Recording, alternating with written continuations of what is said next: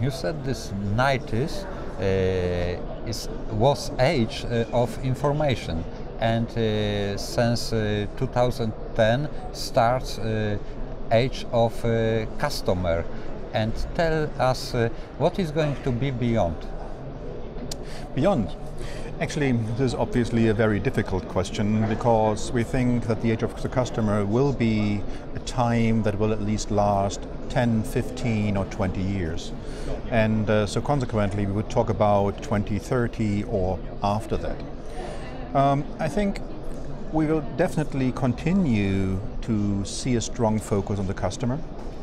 And based on our ongoing research on the future of banking, that will be somewhere plus minus a few years targeted at 2030, I would dare to say that we need a huge amount of flexibility when it comes to banking, in terms of processes, in terms of organizational structures, in terms of technologies, to ensure that banks can work with the new business models, with the new modes of interaction with their clients, with the new modes of getting business done that will emerge. What do I mean by that? For example, marketplaces, where one bank will offer customers more than its own products, where it will offer a variety of choices.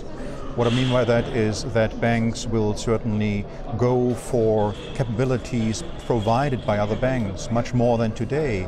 For example, it does not make sense to have that many different kinds of payment solutions and core banking solutions or settlement solutions, because these capabilities are not necessarily differentiating. So there will be different approaches to consume this, and there will be different approaches to serve retail customers, to serve corporate customers. It will be, in some cases, a tighter integration of solutions on the corporate side and the banking side.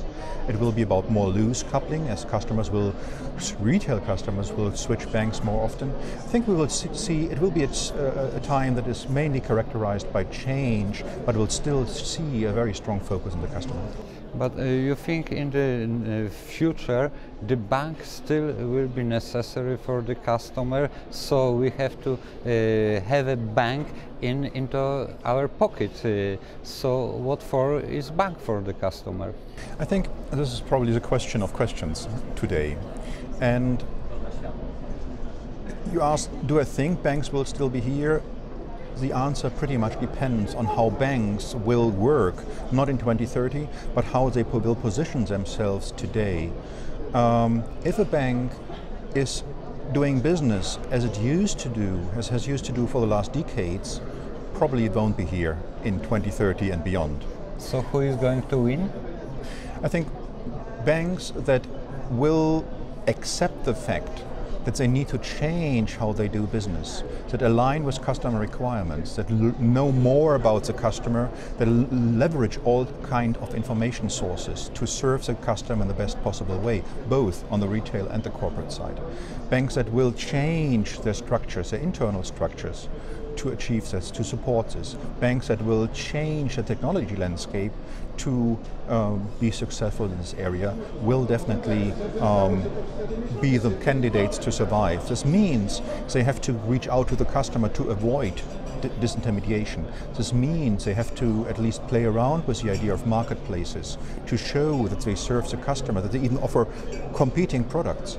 They will have to open their applications via application programming interfaces, via APIs, to ensure that in an ecosystem where other banks could offer their products, where third-party software providers could create some kind of umbrella around multiple banking products, and not only for account aggregation, and that they can definitely succeed in such a kind of very dynamic environment.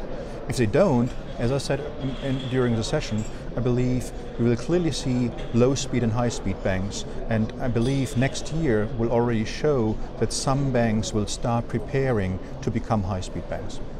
Okay, thank you very much. Thank you.